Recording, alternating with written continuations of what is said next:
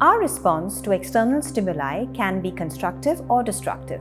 In our new topic of the month, we delve deep into our emotions and find out how they affect us, not just at a mental level, but also at a very physical level in our day-to-day lives. With Lalitha Viswanath's help, we are going to unravel our emotions. And first up is stress, which is almost like a mental cancer these days.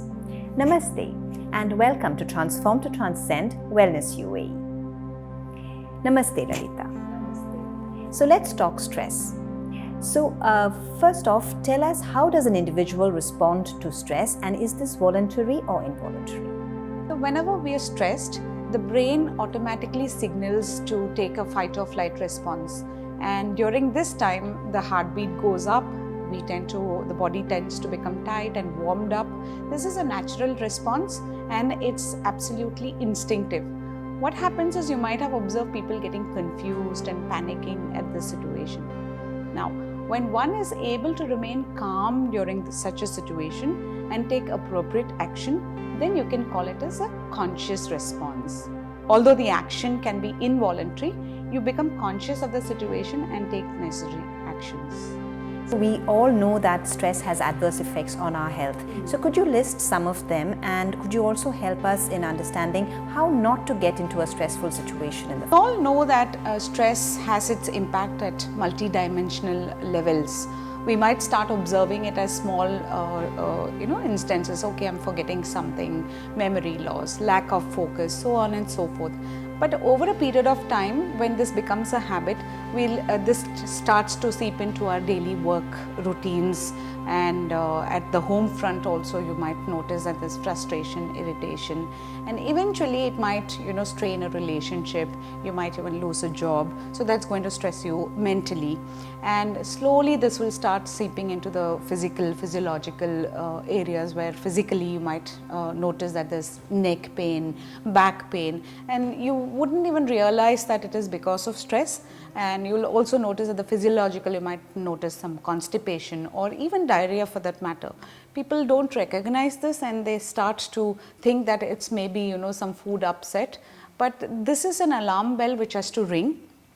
And to avoid this, what one can do is to practice yoga. We have been emphasizing on this all the time, to practice yoga as a holistic approach, which includes not just the practice of exercises or pranayama. It has to include other factors like recreation, hobbies, developing hobbies. And the most important factor here is to have a positive social association who can help you overcome certain levels of stress by encouraging you to take the right action, or maybe give you a good advice or suggestion. So it has to be a holistic approach, and with this, I guess you can tackle most of your problems. I mean, there are two sides to a coin. So does this apply to stress, and there is good stress as well? Everybody has to have some purpose in life, and for that we need to set our goals. And to set our goals, we obviously have to work on timelines and milestones, and stress is a part and parcel of that process. And positive stress is something which we can encourage, where one is having a healthy mindset and go that extra mile to achieve your goals. However, it has to be within your potentials and not strain or struggle to achieve them. This is called eustress, and eustress is healthy so that you can achieve it. Will give you that extra push.